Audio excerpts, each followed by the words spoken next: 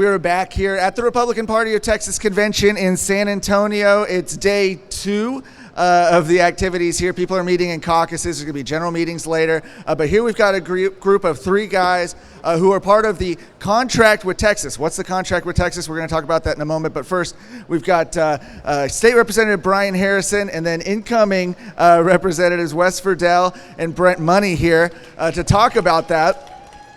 Before we talk about the contract with Texas, literally just seconds ago, I got a text, and I think a number of y'all did, and you were just saying you got it, talking about the great things that TLR has done. Apparently, they've been doing a big PR push with delegates here, but we were talking, they spent a lot of money to make sure that y'all didn't get to where you are right now.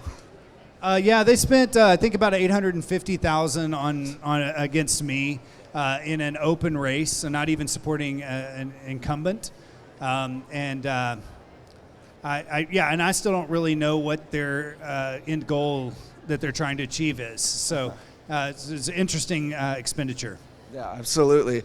Okay, so you as well, right? Yeah, they spent $600,000 against me. Anyways, the guy that they donated that money to had never voted in a Republican primary in his life, and they felt that guy would be a better state rep. So well, there you go. But y'all are here right now, and so that's the great news. You have a booth here for the contract with Texas. This is something we've not seen happen before, which is a really organized opportunity. First of all, we have an opportunity here very likely in a few days where the current Speaker of the House, Dade Phelan, will probably be voted out. It certainly looks that way. Even if he comes back, there's already a lot of discussion about whether or not he would even be made Speaker. What is the contract with Texas, and why is it important for folks to be talking about this right now, months ahead of the legislative session? Well, it's a historic and probably unprecedented situation we've got in the Texas House, where we have a massive block of new, current and incoming members coalescing around principles that will take the Texas House and turn what it has become, which is a liberal den of corrupt dysfunction, into one that will more faithfully represent the wills of the voters of the people of Texas. Look, the voters of Texas have spoken clearly and they've spoken loudly. They've given Republicans the governor's mansion. They gave us the lieutenant governor. Every statewide elected office in Texas is a Republican, and Republicans and voters have given Republicans massive majorities in the Texas House and in the Texas Senate. But for far too long, people who have campaigned for office as Republicans, promising voters, vote for me, I will stand up to the radical Democrats who want to destroy liberty for the next generation. What happens the second they get elected, they go down to the Pink Dome of the capital of Texas and they vote to put those very Democrats in power, and then they collude with them to destroy liberty. We've got radical Democrats chairing a massive percentage of our most powerful committees. Our parliamentarian is a Barack Obama White House lawyer. The 8 Republican Party of Texas legislative priorities were all killed. We couldn't even debate most of them last session because the Texas House leadership, Republican so-called leadership, but they've really put the Democrats in charge. They said no to the priorities of the Republican Party of Texas and yes to over 500 Democrat bills. So the contract with Texas is trying to fix the unhealthy, unholy relationship we have with the Democrat caucus, where they're leading the chamber, as well as take power away from the Speaker and give it back to the members, because that's the way you give power back to individual Texans. Yeah, it sounds great. And the biggest one, the one that's garnered the most attention, is what has been a priority of the Republican Party of Texas, which is getting rid of Democrat chairs. Dade Phelan, of course, somebody who has said he supports that practice. If he's put in as Speaker again, he will do that again. Y'all are saying enough is enough. We don't want to see that happen. But there are 12 parts to this plan. I don't want to necessarily run through all 12 of them, but I'm interested, Brent, what are some of the other points, aside from the Democrat chairs, that you think are crucial when it comes to electing a conservative Speaker in this upcoming session? Thanks. I think Democrat chairs is one that everybody knows. It is, I think, one of the most obvious and worst symptoms of this disease that Brian has just described. But the disease is this: when you have an aggregation of power, when power gets consolidated, and there's always a loss of liberty, and there's a loss of control and power to the people. And so over the past 20 to 30 years, as the Speaker has acquired more and more power to himself, the members and therefore the voters have had less and less power. So really what we focused on here is we want to decentralize the power of the Speaker of the House. Dade Phelan talks about the big three: the governor, the governor, the lieutenant governor, and the Speaker of the House. Well, which one of these is not like the other, as Sesame Street used to say? Because the governor got, millions of votes. The lieutenant governor got millions of votes. Dade Phelan got 65 Democrats and a couple dozen Republican votes. And he wants to be on par with those guys. And so we want to make it the other things to get to your point. I think an important one for me is no more than 2 years no more than 2 terms as Speaker of the House. We don't want a Speaker of the House that just continues forever. We want to continually be giving that back to the members. Another one is the parliamentarian. The parliamentarian cannot be a Barack Obama Democrat. We can't ask a Barack Obama White House lawyer to call balls and strikes in the Texas House. That will not work. So we've got to reform the calendars committee. That's something that a lot of people have understood lately. It's like these good bills get passed through the committees. A lot of the people here at the convention will go down and testify in front of the committee. It gets voted out of committee. They think they've done their job. Everything is good. And then it sits in the calendars committee, and either you never hear from it again or it gets put on the very last day. So those are some of the things that we think will be helpful. Yes, Wes, you wear, I think I said this recently, you wear literally 2 hats because you're incoming state representative, but you're also part of Gun Owners of America and have been seeing a lot of these races across the state. You've gotten a good feel for it. What is your take on what voters think already about these reforms, whether or not they know it as the contract with Texas or more broadly? Yeah, I think all 3 of us going to events, just everybody that we talk to is very grateful for this contract, and they want to see their legislator sign on it. Mm-hmm. If you have a legislator in your district that has not signed on to it, please ask them to sign it. And the biggest thing for us is that people, after, I hate that Ken Paxton had to go through what he went through, but it became completely obvious of what's going on and how things are working. And so people are very tired of that. They want to see a change. They want to know that the Republican legislators are fighting for them, and that it's not just legislators bowing down to Dade Phelan and trying to operate under him, just asking for scraps every time it happens. So. Yeah.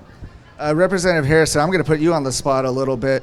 What has been the feeling among your colleagues in the Texas House since the contract with Texas has been announced? Some have signed on, but it seems like some are still being sort of quiet right now on it. Yes, some have signed on, and I think it's a testament to the completely disproportionate and inappropriate power and corruption and intimidation that is thrust upon so many otherwise conservative members. They are terrified of the abuse that they're going to be handed on the receiving end of the speaker. And it's not just Dade Phelan. Yes, Dade Phelan is a liberal who needs to not just not be the speaker, he needs to never return to the Texas House again.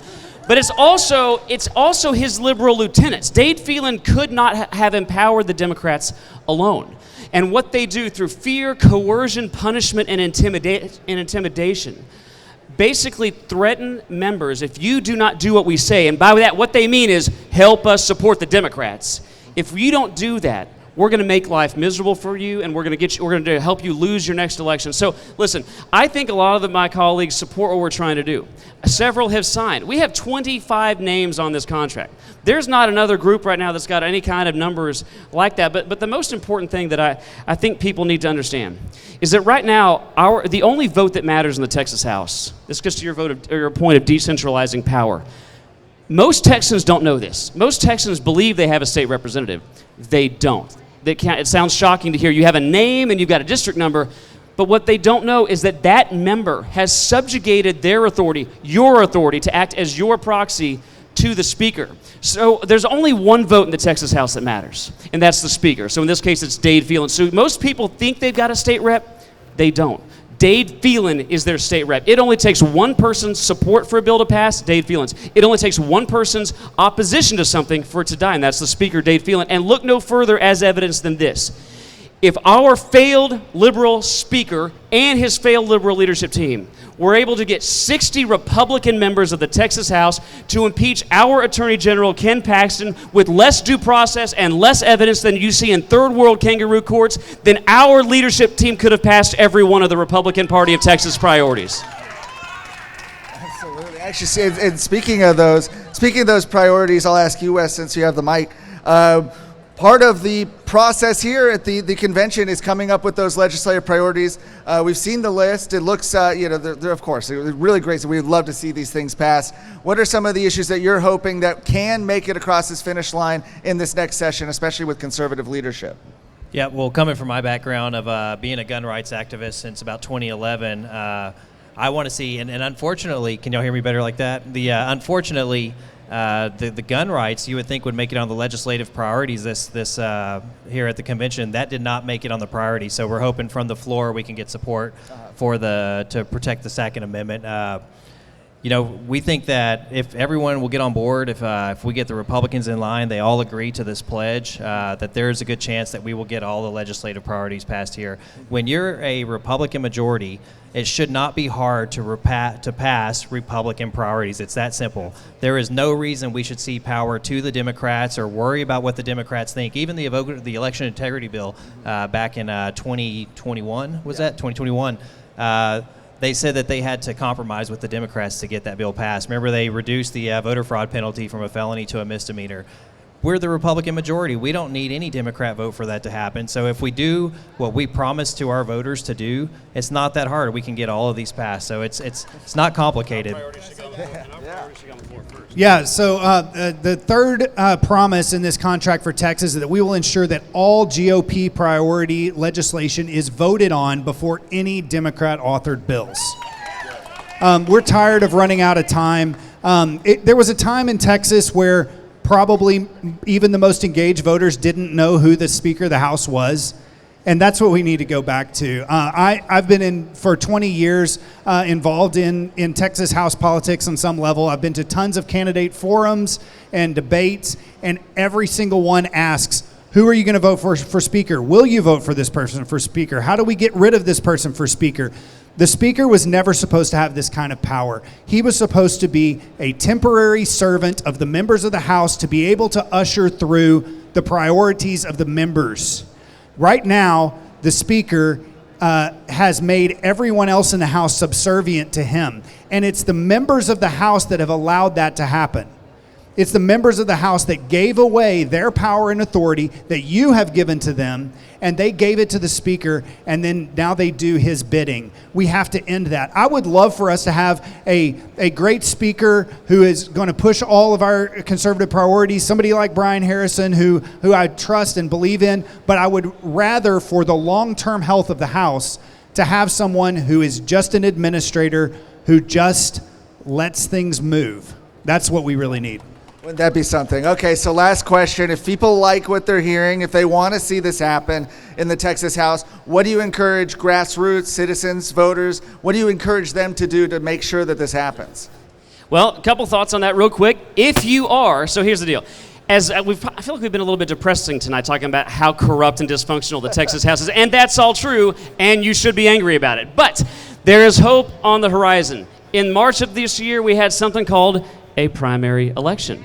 And you know what? In perhaps a completely unprecedented fashion, I've had the honor of traveling the state with people like Governor Abbott, Senator Ted Cruz, Attorney General Ken Paxton. And here's the good news, guys. Voters' eyes have been awakened like never before, and we knocked off 9 liberal establishment Republicans in March, and we got 4 days from today, we knocked another 8 or 12 into runoffs, including our failed liberal speaker, Dade Phelan, who I believe we're going to take out next Tuesday. So first thing you can do, find out if your member of the Texas House is in a runoff election.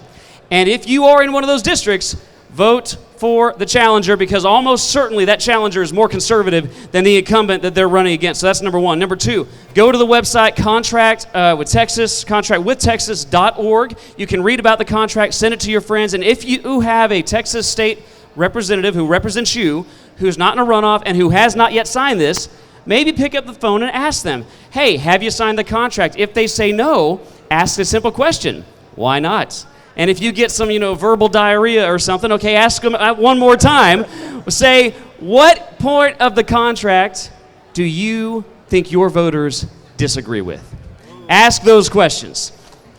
Yeah, that's hard to agree with. Awesome. So that's contractwithtexas.org. Give them a round of applause for joining us. Thank you so much.